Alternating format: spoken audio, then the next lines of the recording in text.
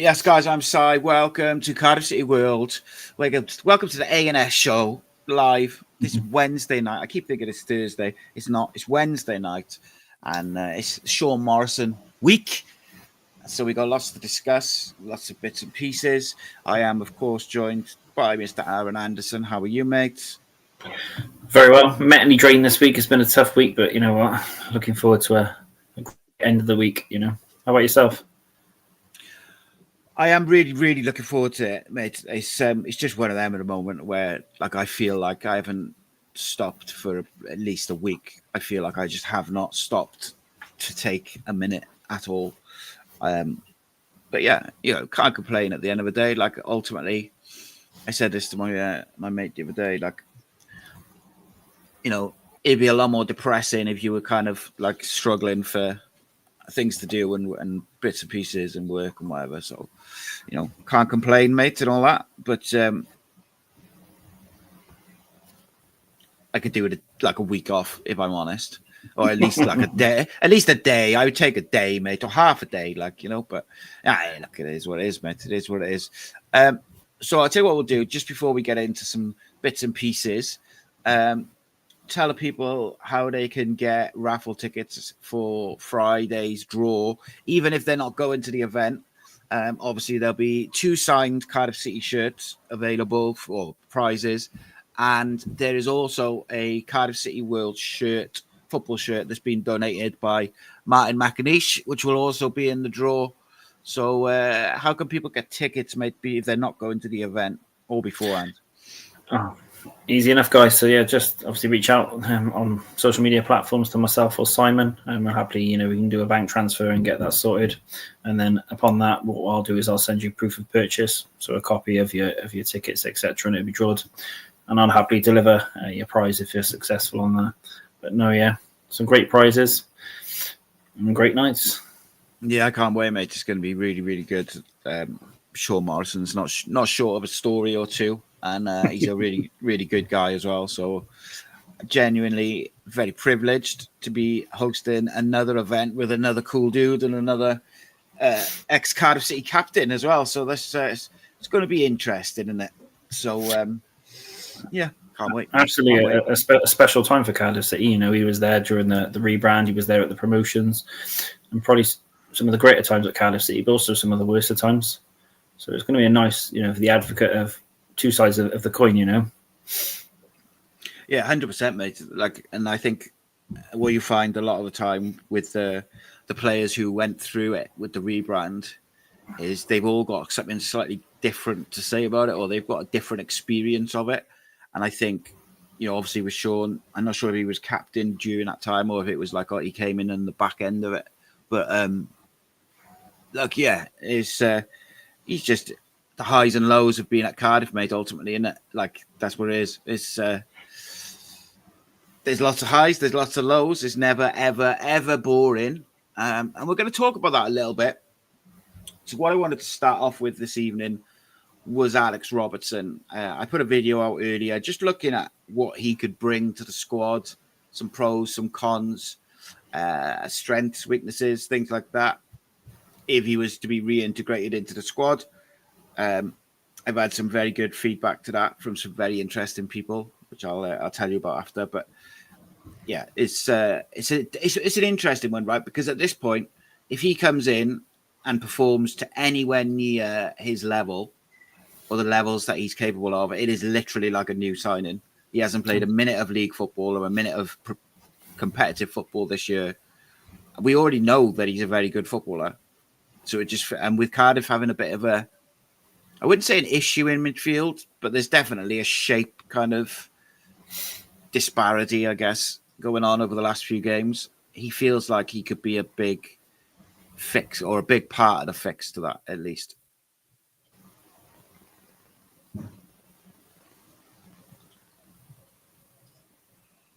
I'm sorry you cut out there. What was that? Sorry. I'm just saying it feels like he could be a big sort of a big element of fixing maybe some of the midfield issues that we've seen in recent games. Absolutely. I think it's that balance issue in it between 6 and 8, which really gets to me. I know, sort of Joel is that sort of shoe-in, but is who they play alongside him, they've all got their own qualities, but they just don't seem to be hitting that sort of, what that niche of what we're looking for. Personally, I think he would fit in that sort of deep line 6 role, to be fair, and he's a great carrier of the ball. He's got a lot of pace about him, and he would put City on the front foot. And under how Brian's played, as you know at Man City in the academies and stuff, it would sort of follow that. And also the sort of way he was playing at Portsmouth as well, wasn't he? But, he needs to be reintegrated. You can't leave a player like that of that quality out of the squad, can you? And I don't know. So politics. I was looking at some of the stats, and when you go into the top 20 under 21s midfielders last season across the whole of Europe, Alex Robertson statistically is measured at number 11. So in Europe, any midfielder under 21, he's 11th. Like, that is a massive indicator of the quality that he has, because there's some huge names in there. Just to name some of the names on that list: Jude Bellingham, Alex Scott. I can't read the writing; it's so small. Shea Charles, Hugo Sotelo, Pablo Torre from Barcelona, Maximo Perrone from Como. So, like, there's some big names in that list, and for him to feature so highly in it is a clear indicator of the quality and the technical ability that he possesses, but also the impact that he had at Cardiff last year, despite having the hamstring issue. And he played 39 games. I think, some of them would have been off the bench and things like that. But actually, when you look at his individual stats, and look, I get it, last season was disastrous for the club, but you also have to assess individuals and their performances. His stats for last season are very, very good, both from a defensive output, but also a more offensive output as well. And I think, whatever the reason is, I think that the manager has to find a way to get him back playing ultimately. You're absolutely right. He didn't come in on a sort of a low transfer fee. It was an investment in him. And you need the best players on the pitch, don't you? And, you're absolutely right. You've just got to find a space for him. But also we're not hearing any sort of grumblings about he's being negative to the group. You can't say that he's not being a model professional, probably during this sort of time as well. You know what I mean? So whatever's going on, good. It's a strange one, though, mate, isn't it? Because, like, everyone that we speak to and everyone who speaks publicly, it's not an attitude thing. His attitude is fine. He's not disruptive. He's not negative. He's fine. He's a good lad. Blah blah blah. He trains hard. But there's clearly something which is stopping him from being selected for the squad, because we're a midfielder light. It's been clear in games this season that Turnbull and Wintel's probably not a combination which works. Joel Colwell is, just by definition, just his age and his profile, he's going to be up and down this season in terms of his performance levels, because he's a young footballer, learning his trade in his first full season at Cardiff. So it does feel weird. Like, you can't deny it, because on one hand, everything is like, oh no, it's all fine. He's great. He's got a good attitude, blah, blah, blah. But we all know his quality. So it's a bit like you're asking the question then, well, then why isn't he getting selected? Yeah, absolutely right. And then obviously what the gaffer comes out and says as well, just sort of, I don't know. It's a very strange one, but do we read anything? And the gaffer was the same guy that let him go from Man City. I don't know. So many variables. We can all sit here and make assumptions, but it just needs to be for the best for Cardiff City and getting the best players on the pitch. Yeah, and for me, I said this in the video, or I sort of touched on it. I didn't really go into detail about it, but I think one of the things that I think you can be critical of Cardiff of a club over probably the last 10 years, say, is that in the transfer market, we have wasted money and we have signed players and then not got the best out of them for whatever reason, whether it's off the field or it's just playing them out of position or the way we're playing football doesn't suit them, whatever it may be. There's obviously a whole host of variables which go into that. I just don't want in January or the summer for him to be going out on loan or him to be sold for next to nothing because we haven't been able to, as a football club, find a way to integrate him back into the squad. Because ultimately, if he wasn't going to play, then we may as well have sold him in the summer and got a couple of million for him. It makes no sense to then now turn down the money, but then also not play him. It doesn't make any sense. You just got to hope there's a plan. Yeah, hopefully. And I think I said to you before, like, it could be an absolute masterstroke from Brian Barry Murphy, because even when, let's err on the side of positivity. Let's say he comes back in the Wrexham game next Tuesday. If he hits the ground running and he plays to his levels, but also he's very, very motivated to make a point, you're going to have a hell of a player on your hands for League One. And then do you turn around and say, that's Brian Barry Murphy.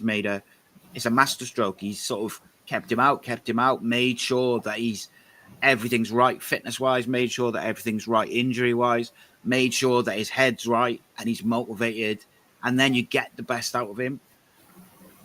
I think that would go, or it would be a feather in the manager's cap if that is the case. Mm-hmm. And it is a big if, isn't it? It just worries you as to why he wasn't integrated in the squad. In some of the cup games when there was a lot of youngsters. That was the time to sort of get him in there and embed him. Yeah, I think in that respect, in a couple of those cup games, I don't think he was quite up to fitness at that point. However, the Newport game, I think, is one that he probably could have played in, but obviously he was on international duty. And then now the Wrexham game would be the obvious one. I'm assuming that he's not going to be in the squad on Saturday. But look, the manager will pick from the players who are available and pick the players that he thinks will be, best for the club. I just would like to see him back in. I would just like to see him back playing football in a Cardiff City shirt ultimately. But, we're not in control of that. But I think he offers a lot. And I will say this, though, mate, and I would be interested to get your take on this in a bit more detail. Whilst I think he adds a lot as a 6 or an 8, I think he adds a lot to both. I don't think Cardiff City's midfield issues, should we call them, in the last few games are about personnel. I think they're about the shape, and Joel Colwell or David Turnbull, whoever is playing in that number 8 role, being too high when we've got possession of the ball. So then if we lose the ball, there's a big gap and the number 6 is isolated, whether it's Wintle or Turnbull Saturday. They're isolated and exposed, which then exposes the defence. But also in possession, we kind of need that number 8 to drop in a little bit and link up the play and bounce some passes around in the build-up. So I'm kind of interested in if you agree with that ultimately, because I think it's a shape tweak rather than a personnel tweak that is needed. No, you're absolutely right. I was watching the past couple of games, the sort of patterns of plays and the moments of transition. It just seems very jagged and the rhythm's not really there. I'm not sure if that is just the fact of the legs in midfield that and a new style and new philosophy, or if it's more of a completely sort of shape. But then what doesn't help is the constant changing of personnel. Certain players play with certain relationships. Then you're looking at the sort of the back 4 element of it. Certain players are more comfortable carrying the ball out, which creates a different dynamic. Players in reality, do they know when to sit? Do they know when to go? It's also the coaching element of it. It's a very new philosophy. It's a new sort of style of play that takes a period of time. You even look at the Man Cities and the Arsenals of the world. It wasn't built overnight, was it? And with Cardiff City, we've always said that a lot of these sort of players would play a certain style and with mentality, they would sort of revert back to that. And I think we're going through a period of that. But you're absolutely right. I do think the shape more than anything, it needs minor tweaks. But can it be fixed by personnel change? I think yes and no is the answer ultimately, because I think if you drop a slightly more mobile, athletic number 6 in there, that addresses some of the issue somewhat. Not that it's Ryan Wintle's fault, by the way, just that if you've got someone, say, like a Darko Gyabi, for an instance, or even Gabriel Osho, or someone who is a bit more physically dominating, but also can get around to cover the spaces very quickly and very aggressively. I think that adds a different dimension to it, for sure. But I still think you end up with a slight shape issue, because ultimately, for me, and this is just my opinion, I think the problem is that when we have possession of the ball in the build-up, you end up with, say, Willock, Ruben, Salic, Joel Corwell, Kean Ashford, say, as a 5, and they're right across the back 4, which of course pins back the opposition back 4 or back 5, but it literally leaves you with one midfielder in the middle who quite often is exposed if we lose the ball, but also you've got no one in centrally to drop in and build up and create triangles, whatever it may be. So for me, I just think, yes, I think personnel change can help, whether that's in the 6 or the 8. But I also think that you need to change the shape ever so slightly. Don't think you have to tear everything up. I would just like to see a slight tweak to it. And Brian Barry Murphy is far more tactically superior in his knowledge than what I am. But ultimately, I'm going to say what I see, and that is what I see. And I guess we'll see how it develops, mate. But I think there is an element as well where sort of teams are sort of finding ways of playing around Cardiff at the minute. I do think there needs to be a shift in dynamic and options as well. And it's great to have this style of play, but you've also got to be adaptable and pull something out of the hat sometimes. And you're watching some of the games and we don't really see that. I don't put it down to stubbornness of a manager, but I think there's a clear identity that he wants to play this way, and he believes that through perseverance it will come off. Yeah, I think that's fair, mate. And I think I'd be interested, mate. I'd really be interested how it develops over the next few games, because I think this manager's, as you know, I think very highly of him from a tactical and a coaching point of view. But I think it's easier to be tactically flexible when you're a coach, when you're coaching or managing under 21s or development sides. When the pressure's on, like it is at Cardiff, Cardiff is a high pressure environment. When there is that pressure, are you still able to see the tweaks that need to be made to whatever it may be, shape, personnel, anything, not just in this instance, but other side of it. So I'm kind of fascinated to see how he addresses it, because I think most people agree that in certain games we've been quite lucky to kind of get away with it because we've been so exposed by the sort of those gaps in midfield.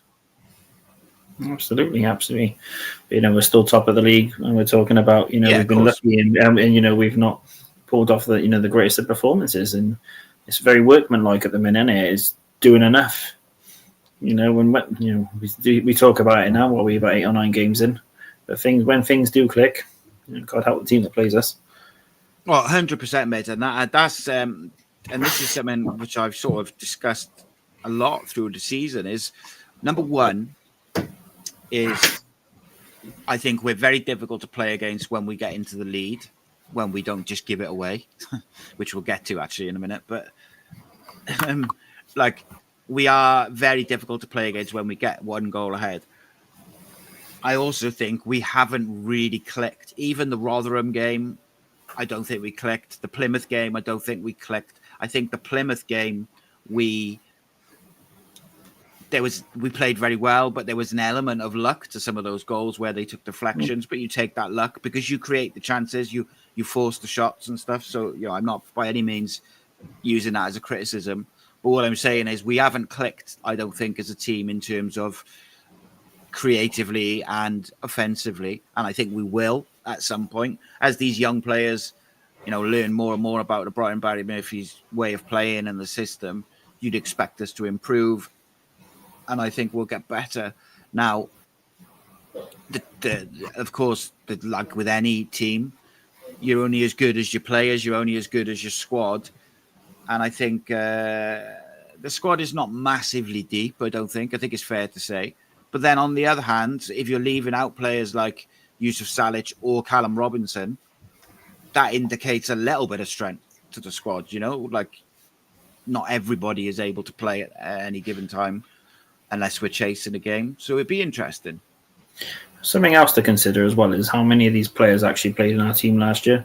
You know, every young player that come through is like a new transfer. You know, how long does it take to embed, you know, these many players, especially the younger players? It's a massive process. You look around some of the clubs in League One, what we deem the big teams, they're all struggling, and they've spent a lot of money. We're no different. It's just they've been promoted from the low, you know, the youth setup as opposed to a transfer. So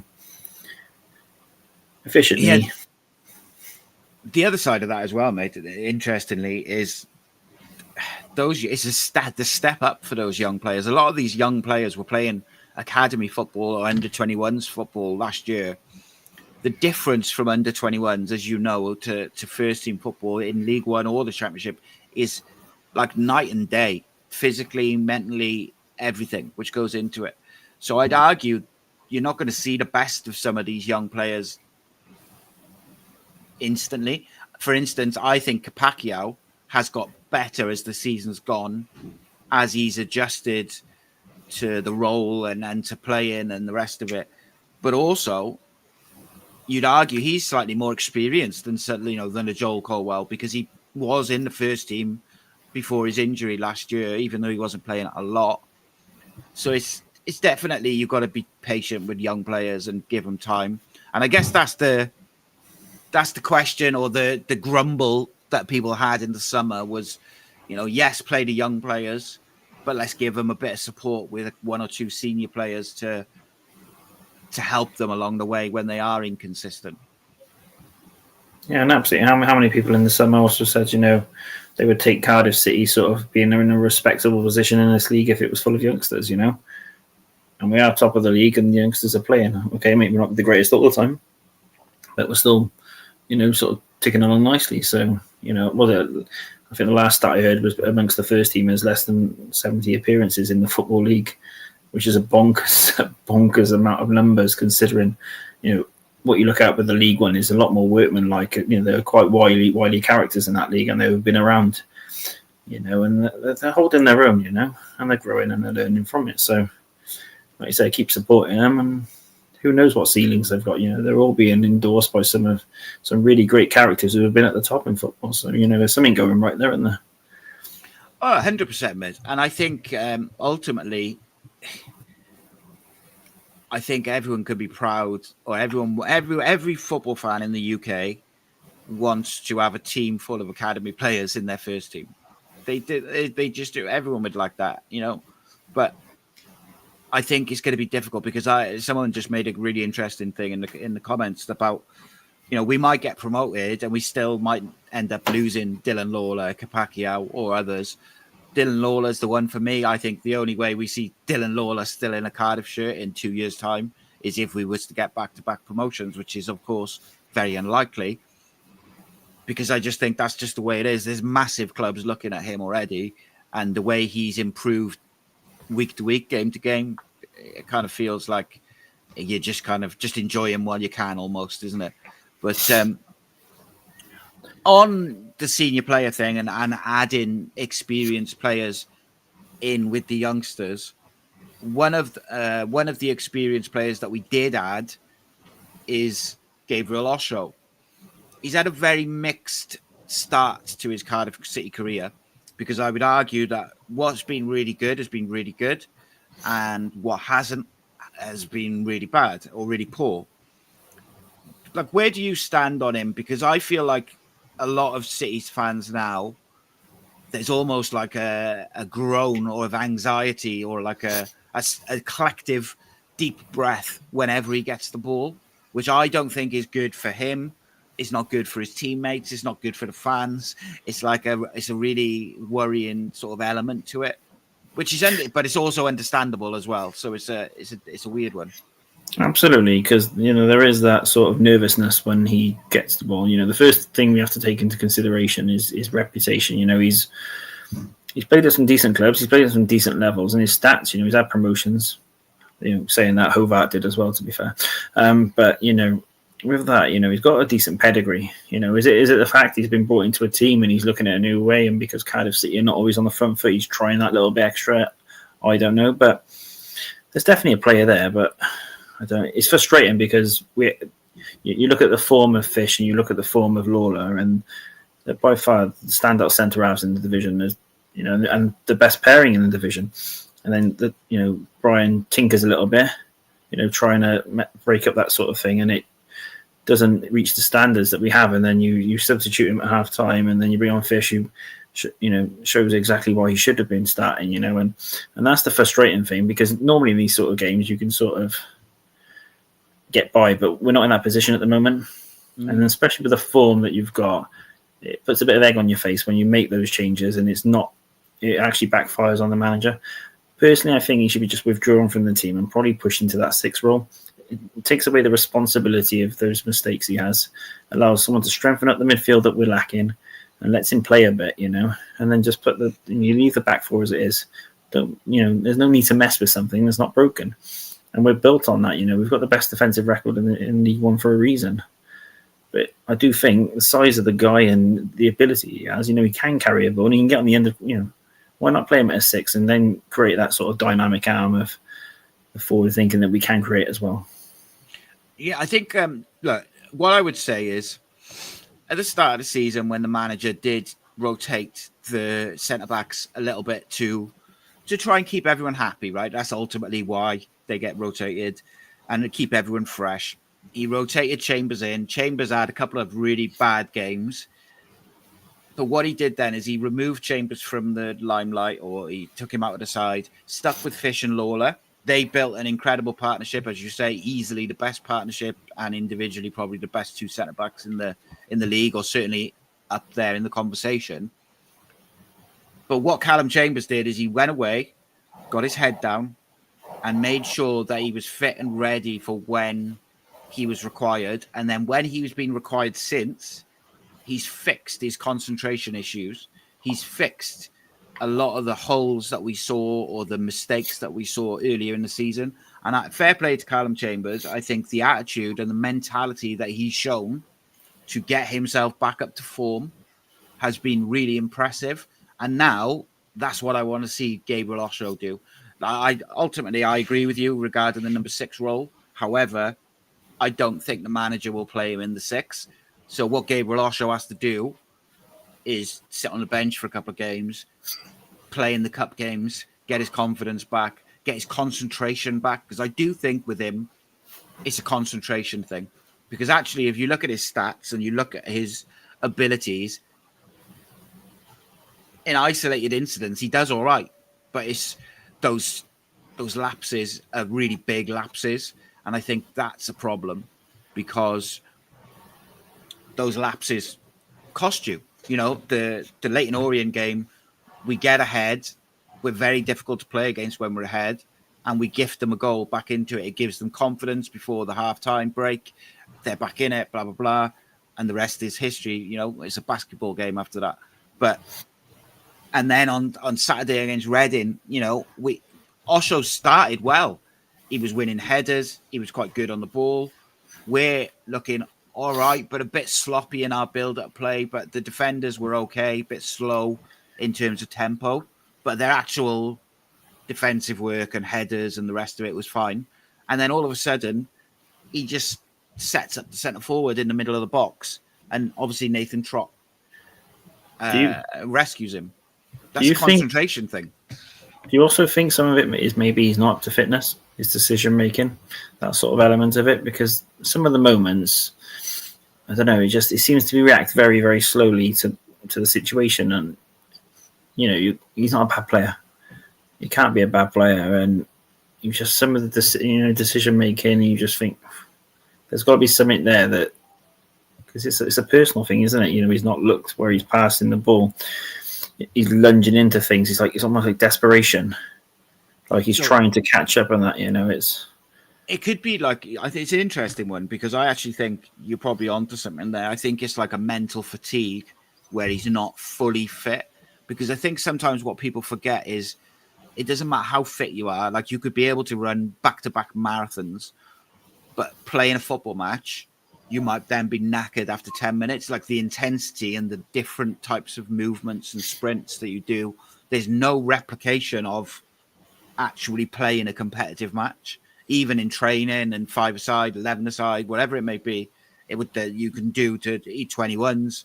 Like, none of it replicates a competitive 11-a-side game. And I think that maybe that could be where the issue with his concentration comes from, maybe. But I also think, though, mate, that's giving him a little bit of an out in that. And it's not to be ignored, because I think it's a real thing, mental fatigue and fitness and sharpness. But I will say he also has to take individual responsibility for those mistakes. And I think when you've got centre-backs like Fish and Lawler who haven't put a foot wrong, really, I don't know. It's not for me, like, Yeah, it's a very high line Cardiff City playing a very high intensity game in it. So there is a lot of running, there's a lot of dynamic in that. So so we could be onto something, but I think especially Fish and Lawler, those partnerships just manage it well. There's been the odd moment where Lawler's had a mistake in them, but Fish has mopped up and vice versa. They just get each other. I haven't really found a partner for Osho that just sort of gets there. Whereas I've seen Chambers, he just fits in. I think he's gone back to simple football, hasn't he? Works on his strengths. Yeah, and this is quite an interesting one. Makarish says there, he says, does playing alongside a slower centre-back like Chambers, who often slows the game down, affect Osho's game and mistakes?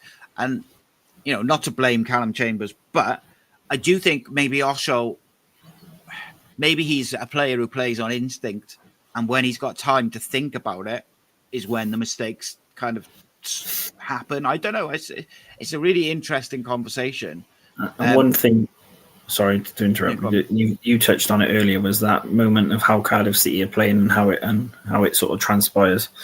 Osho, that moment when he got caught out at the last game and it was 2-on-1 versus Chambers, was Osho trying to carry the ball because there was no 6, there was no 8 in that position. Yeah. So sometimes it can be it's a sort of tactical issue, and he's trying to.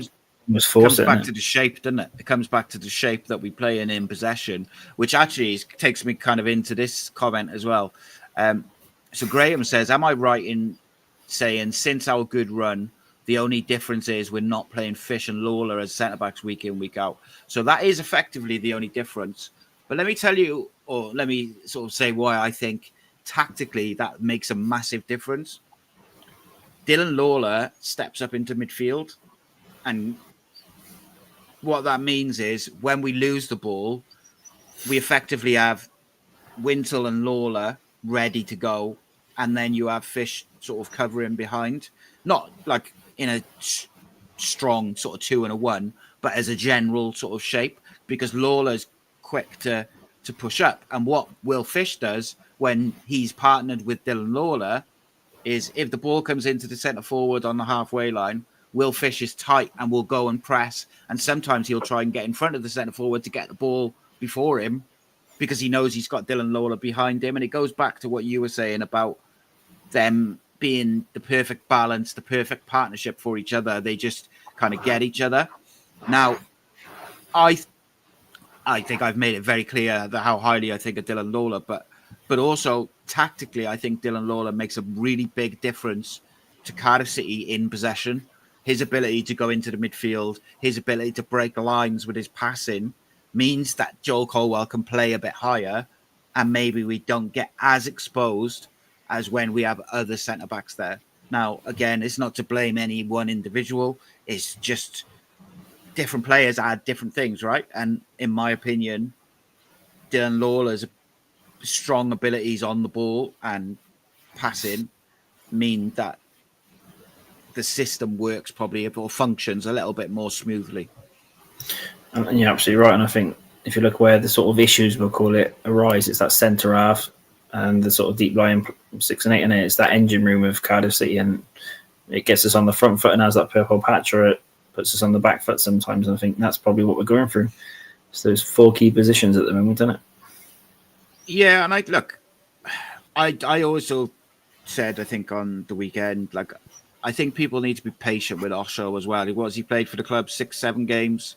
something like that. Like, I understand he's made like 3-4 big mistakes, but he's also made some game-saving blocks and put his body on the line and won a lot of headers. Like, it's not like he's shirking responsibility or he's trying to, like, do things the easy way, or he's not working hard. Like, he is. It's just that in my opinion, it's a concentration issue, and that's something that is very addressable if you're willing to put the work in. And I think he will, but I guess we'll see how this team selection advances over the coming weeks. On obviously, first of all, with Bolton on Saturday. The other person I wanted to talk about actually with that selection was David Turnbull, who obviously played in the 6 on Saturday. I thought he did much better in that position because he was playing forward and he was playing off minimal touches. Where he struggled was when he had to recycle the ball, and then I felt like he really slowed the game down and wanted too many touches. So you saw sort of the two sides to him. You saw that, he's clearly a very good technical footballer, and when he's moving the ball off 1-2 touches, he's very good. But then equally, on the other side of it, you saw when he wants to take too many touches and he slows the game down, he gets caught on the ball, he's out of position, he gets a bit too tight to the defenders. And it's interesting because if you go back to last year, probably our best spell under Omar was Turnbull, Robertson and Ruben, I think was the 3. And we had a little bit of a mini sort of good run before Turnbull and Robertson got injured. Like, what do you think of Turnbull? Because I know a lot of fans, a lot of my friends, they are not having him at all, and they think that as a number 8, he's a big problem. I am a fan of him, but in the right situations, I think he needs legs around him. I think if you're on the front foot and you've got a mobile team, you start to get Turnbull in the sort of the latter half of the pitch. He's got a really good shot on him, and he starts to link up play very well. But it's when he starts to those 2 and 3 touches, you're right, it gets really frustrating. I think when you're on the back foot or you're chasing a game or even the game's getting slowed down, it just looks messy and cringy then at that point. He's probably the sort of player you'd probably bring on as a finisher, to be fair. You'd probably bring him on the last sort of 30 when you're bossing games and you just need to sort of manage the game better, But then, we've just touched on it, if he's got a Robertson, if he's got a Joe Cole around him or, a Ruben, he looks a different player. He can't do what he's being asked of, clearly, in certain situations. But he does bring something to the table. But at this moment in time, can we allow that? Probably not. This shape demands a basic level of sort of running and that. And, he's not trying, but I just don't think he has that in his legs. Yeah, I agree with that. I think he's off the bench has been quite a helpful addition in some games, particularly when we've gone a bit more attacking. If we've been chasing a game, I think it was the Stockport game. He came on and he played alongside Ruben in a 2, or he might have been on already, but we ended up with him and Ruben in a 2 in the midfield with Robinson and Salic on. And he does seem to be quite comfortable being the deeper of a 2 and just picking the ball up off of centre-backs and that sort of thing. I just think he looks better when he moves the ball off minimal touches, when he wants to keep it and hold it. But I also think that's been a bit of a problem for us in recent home games, particularly in the first half, is we're too slow. Like, the tempo is too slow. Chambers or Turnbull, they want too many touches. Not just them two, but unfortunately, they've been the sort of obvious culprits in that. But when we do then move the ball quickly in that first half where we struggle, we cut through a team and we create a chance, like against Reading. I think Ruben gets in behind on the left and he sort of plays it into Salic, and Salic should probably score. But that was the first time we'd suddenly moved the ball with a bit of pace and a bit of zip. And obviously, I guess the issue for Brian Barry Murphy is the start of the season, fans have had a taste for us moving the ball like that quickly and young and fast and quick, pressing high. And now it's much more noticeable when we have a slow tempo and we're not as intense and we're moving the ball kind of side to side and we want more touches. It's much more obvious now, isn't it? Because we've seen what we're like when we move it off two touch and rotating and everything. Yeah, early in the season, we witnessed it, didn't we? Those fish diagonal balls to Tanner, it got us on the front foot. There was a lot of pace. Tanner got injured, and then we were sort of lacking on the right-hand side, but the left-hand side looked really balanced and strong. I think with Kellyman coming on that side, the right-hand side looks really strong. It offers that dynamic, but it's like we're lacking it now with Willock on that side. And I think that sets the tone for the whole rest of the game. And, you're absolutely right. He's a luxury player in the sense of Turnbull, but I realising League One doesn't carry many luxury players. Even the people like Callum Robinson are pulling their socks up and, learning that it's not all about, first and foremost, it's, busting your balls. And that's what will get you those results. The goals will come, the better players will stand out, but there's no passengers in this league. 100%. I think it's interesting, like the Leyton Orient game and the Reading game specifically. Cardiff as a group, they kind of had to dig in. And I quite like the mentality that they've shown, whereby they didn't really perform that great, but they just found a period in the game where they were on top, they could move the ball a bit quicker, and then they were clinical in their finishing. It was probably 20 minutes in the second half of both those games where they kind of just blew the opposition away with a couple of quick goals and then defended properly. And that's what you have to do if you're going to get promoted. You have to have the mentality that you will find a way to win no matter what. And fair play to Brian Barry Murphy, right? Leyton Orient and Reading, his substitutions at the right time, the right players, the right mix, they changed the game in Cardiff's favour, even if it is only for 20 minutes. They changed the game in Cardiff's favour enough to get over the line and win the football match. And a manager who can influence the game in real time is like gold dust for me, mate. I really believe that. And absolutely, you look at how many times last year did Cardiff City go behind and you think that's it, game done. At least, we may disagree with some of the selections, but he makes changes. You know what? We're turning results into wins, irrelevant to the league. There's an absolute spirit. There's a fight there. There's a desire. Everything that we've never seen before. And you know what? I love it. Yeah, I like the chaos in some ways. It's funny. I said to my son on Saturday, I'm a bit disappointed that Isaac's not starting. I feel like he deserves to start. He's been really direct. But he said, yeah, but in the first few sort of 15, 20 minutes against Leyton Orient, he was really stiff. It was like he was a bit nervous and some passes went away and he played okay, but he wasn't great. But then whenever he comes off the bench, he looks like a real live wire. And so Aidan sort of says like that he thinks that Isaac is just, at the moment, is just better off the bench. And actually, he said that to me 10 minutes before Isaac came on. And then within 60 seconds of Isaac being on the pitch, he ran at his fullback. Capaccio overlaps. And of course, we score straight away. He had an instant impact. And I think football's changed from when we were kids. Football's changed since, when we grew up. And ultimately now you need sort of 14, 15 players who can play for you on any given day.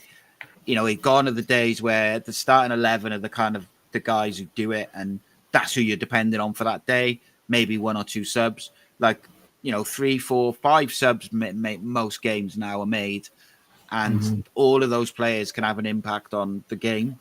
So I think it's important to get the right mix of players on the bench as well, and then obviously use them. Which is why I don't understand why Alex Robertson's not on the bench. But again, that's I don't want to go back over that again. But it is frustrating, isn't it? Well, it's a quality bench to have, though, isn't it? Some of the players that are lining up are pretty much a lot of teams in the Championship with one.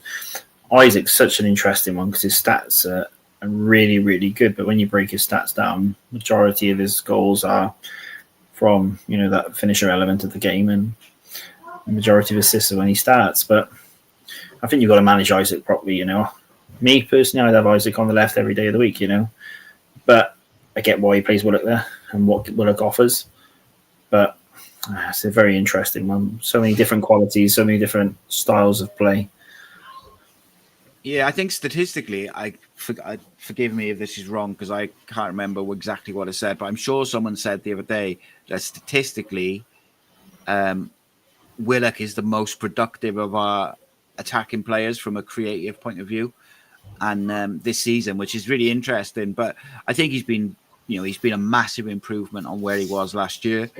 But I tend to agree with you. I think I'd find a place for Isaac Davis in the starting 11, particularly at home, where he can be direct, but then also away from home on the counter-attack.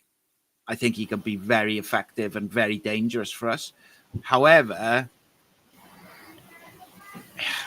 I just interested by it because they're obviously managing his fitness, and that's going to be an issue until he does a couple of seasons of playing sort of 30, 40 games.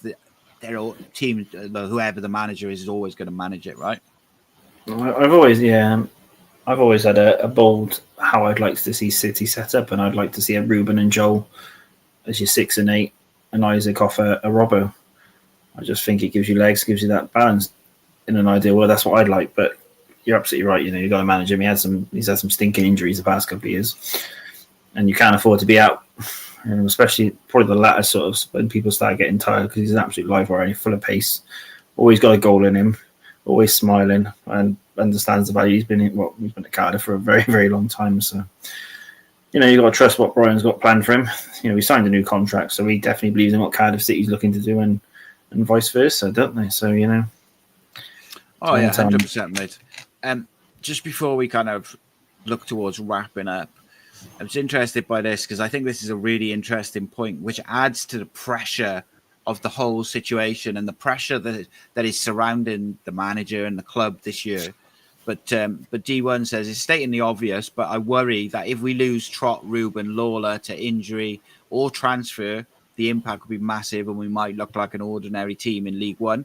So on top of that, my kind of added point to that is if Cardiff don't get promoted this year, Trott goes, Dylan Lawler probably goes, Ruben probably goes, Kapakiao probably goes, and all of a sudden we could be, in League One for the long haul. And I think we all understood that going into the season, but I think the performances of those players has made that more obvious. And also, basically what it comes down to is like that creates a really, really high pressure environment because the pressure is everywhere at the football club, whether it's from the owners, from the media. It's a high pressure job anyway, especially for League One. But with that additional pressure, it's not probably the most ideal situation for young players to come in. Like ultimately you want probably a slightly less pressure on the team, but and especially like if you look a few months down the line, mate, when we're in the home straight of the season and it's squeaky bum time, these young players are going to be playing at an absolute it's going to be really high pressure situations, and maybe some of them cope, some of them don't. I don't know. But further to that, mate, as well, for anyone to purchase Ruben or Dylan, it's going to be an excessive amount of money. They won't be going for the Ramsey fees that went a couple of years ago. So there would be an investment. And also we've got an option on Trott, so even if... Yeah, but that's the Trott, the option's only if we get promoted, don't it? We're going to get promoted, sir. I have no doubt about that. But I know, and I get your point, but I think, we've got to trust in what the club have said. They weren't going to sell any of their star players. They've got through one window. We're top of the league at the minute when we're not playing great. There will be some sort of investment in January. If someone wants to be, and taking these players for big money, then that's only probably going to be for the better of the player. But I trust the club to have players, and we both, we watch the 23s. We see what's coming through. There are players that maybe not of that ilk yet, but there's good players coming through. There are good investment projects. In Cardiff City, they went after, Robinson as an investment. And he's not in the squad at the minute. There are investment projects that Cardiff City are looking at. But it would take something crazy to take them to where that, and I know that. We know what sort of bids have been offered around and what conversations I've had. They are scary figures. Yeah, it's going to be interesting, that one, because what a exciting young squad we've got. And like we said at the top of the show, mate, if the manager can find a way to integrate Alex Robertson back in, then it is literally like a new signing this year. And, by all accounts, his attitude's fine. His fitness is now fine. His injuries are now fine. So hopefully, touch wood, we will now see him come back into the squad. But I don't know. I'm not convinced by it, mate, because I just think... Too long's gone on. Yeah, it just feels weird. But, mate, I hope he's in the Wrexham squad now. That'd be great, wouldn't it? Yeah, it'll be interesting, because I'm fascinated. I am by a few different sort of avenues with different players and the individual narratives that get started by people. And I look at Kean Ashford, there's a few people mentioning about they feel a bit sorry for him at the moment, like he's lost his way. I don't feel that he's lost his way this season. I feel like the early part of the season he was very good. I feel like he had a little bit of an issue, maybe just lost a bit of confidence and a bit of form. Then he played a couple of good games. He's a young footballer. He's going to be a bit up and down. I felt for him on Saturday because Saturday was, he was on for 10 minutes. And fair play to the manager. Apparently the manager said something along the lines of, I made the wrong sub. But I don't know. It was a strange one to bring him off, to be honest. I just thought there was other players who could have come off at that point. But, it is what it is, isn't it? At the end of the day, it's about 3 points and it's about the team. And, Kean didn't kick up a fuss, didn't kick his water bottle over, didn't snatch his snatch his jacket or anything like that. He took it on the chin. And I'm sure the manager and the coaches would have got around him after the game and, explained it in a bit more detail. But ultimately, it's just about the team, innit? And it's about 3 points. Absolutely. You won't want to be a winger at our club. The quality that's out on both sides is there. Yeah, there's a lot of competition there, isn't there? And that's the problem. You're not performing. You're out the team. So, So on that, let me ask you a really interesting one. In the summer, Naikahawa was going to go on loan, and the manager asked him to stay,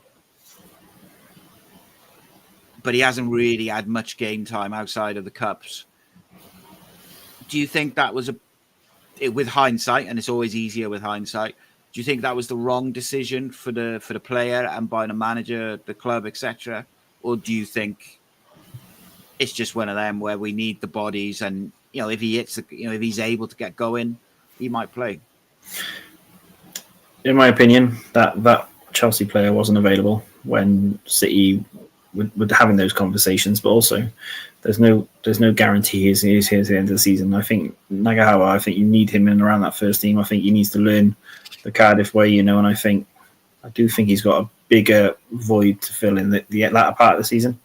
I just see it, and you watch him in the games, he's very, very raw, but very confident. He brings a lot to that game. I don't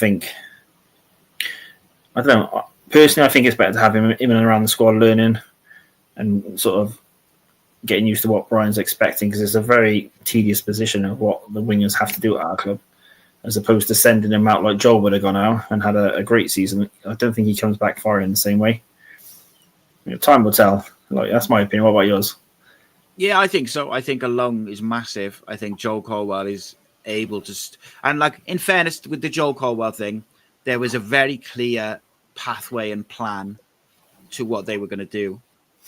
It was he was going on loan last year, League Two. If he did all right at League Two, he was going to go League One. And then the idea was that this summer he was always going to make that step up into the first team squad, even if we were in the Championship. So fair play to them. We're all, as fans, quick to criticise the club and whatever, but there was a clear plan with Joel Colwell, and so far I think he's had a strong season.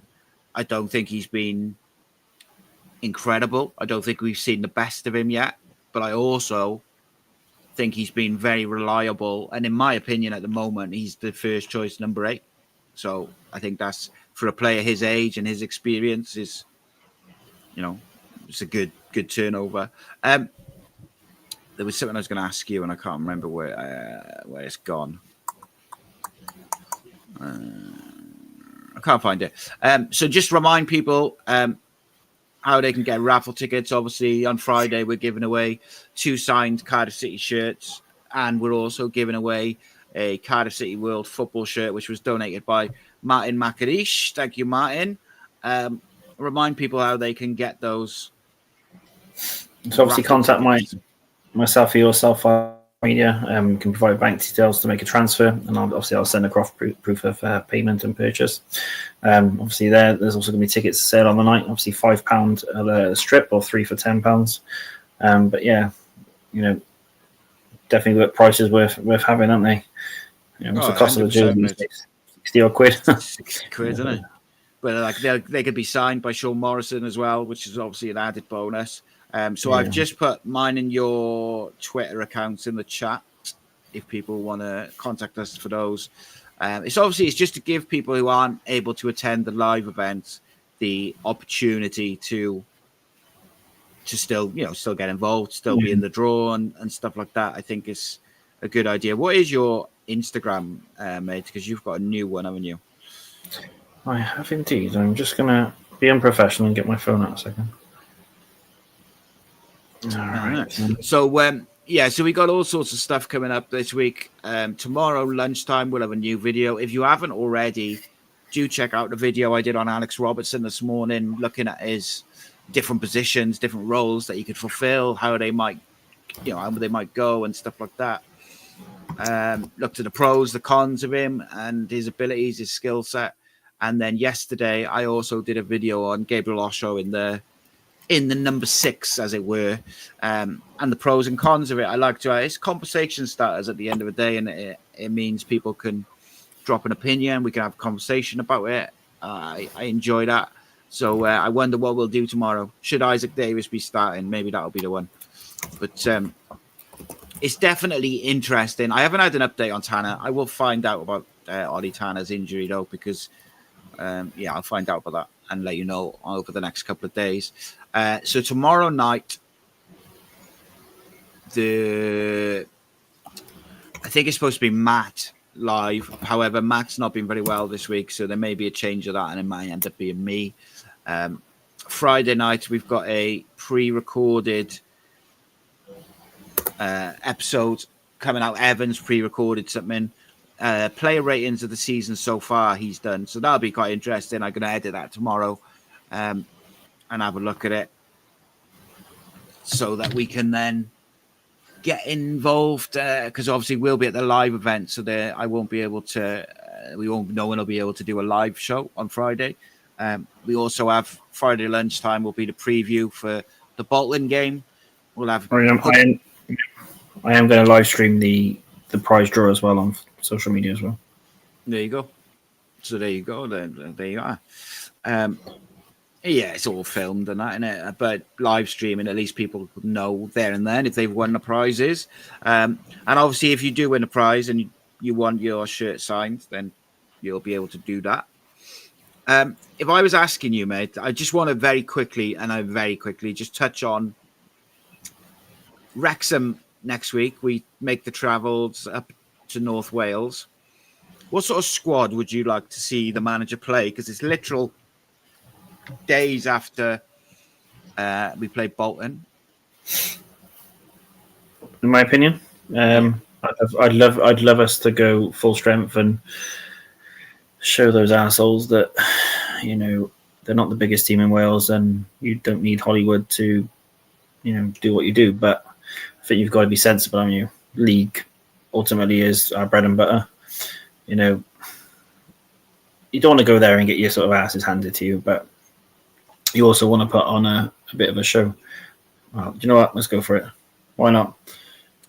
I think, so let me ask you this, because I have my own opinion on this. Do you think the fact that we lost to Newport puts a little bit of added pressure onto this game? No. In my opinion, is because at Newport, we knew we were going to play the kids. You know what? Okay, it didn't look great. There was those 3 or 4 what we deemed senior players who didn't pull their socks up and didn't look great. But to the youngsters, they didn't look that bad. There was, some of them walked off with their heads held high.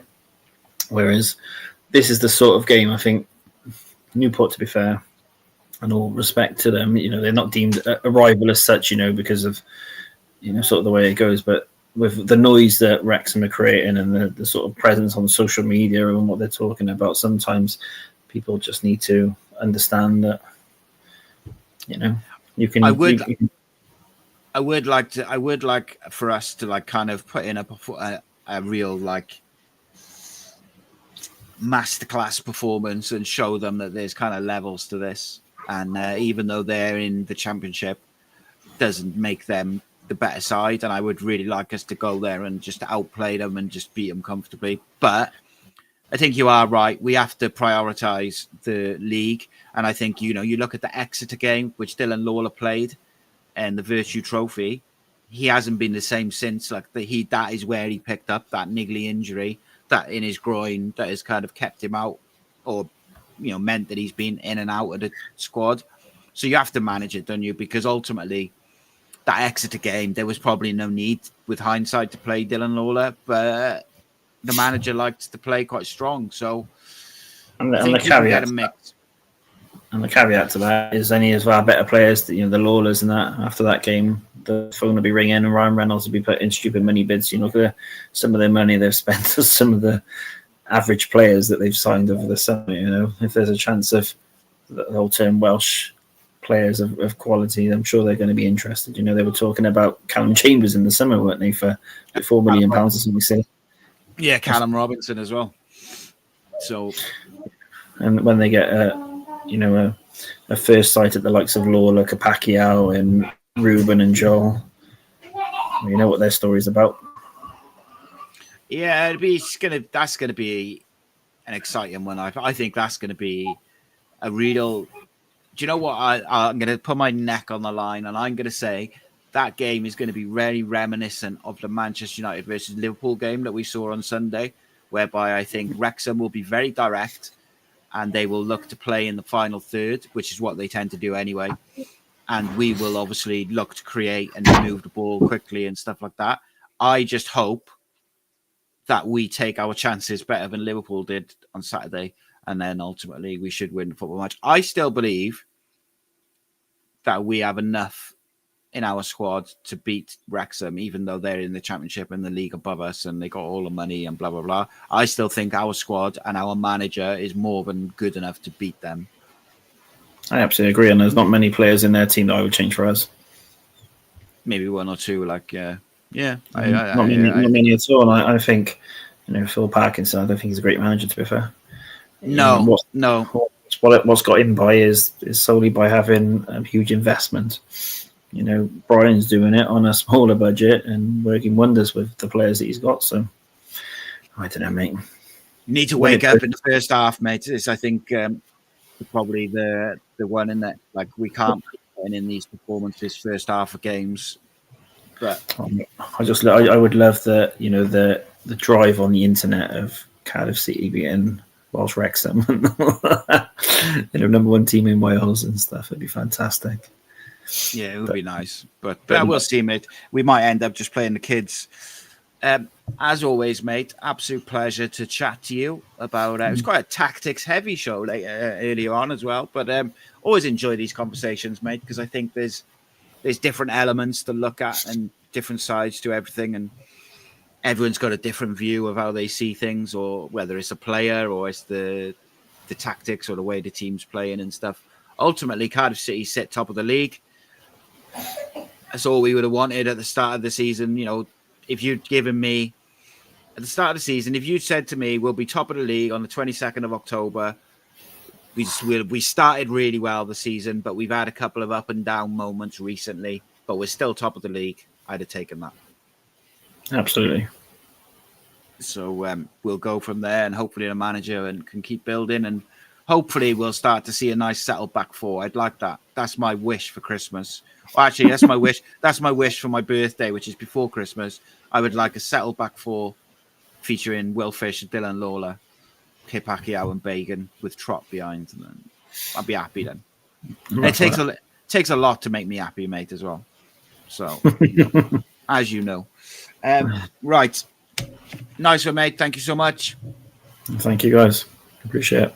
Yeah, thank you to everyone who watched in the comments. I know we didn't do as many comments tonight, but we did do a few. Thank you so much. And if you've got any suggestions regarding the lunchtime videos and stuff like that, or the episodes of the Spotlight, who you'd like to see featured, etc., then just hit me up and we'll get it done. In the meantime, take it easy, keep the faith, and we'll see you tomorrow. This channel is powered by an incredible membership community on Cardiff City World and patreon.com/AcePodcastNation. Becoming a member unlocks exclusive rewards from early access to live event tickets, bonus content, and even the occasional inside transfer scoop when we get it. But more importantly, it allows us to bring you top quality Cardiff City content 7 days a week. Across those 7 days, we're talking match previews, exclusive interviews, instant match reactions, the breakdown podcast, tactical deep dives, the Spotlight series, Bluebirds Rewind, Academy Focus, and just so much more. Led by myself, backed by an army of passionate Cardiff City fans, this is content created by fans, for fans, balanced, professional, and 100% all about the club we all love. If you enjoy what we do, then join the community today and support what we are doing as we help to keep Cardiff City World flying high.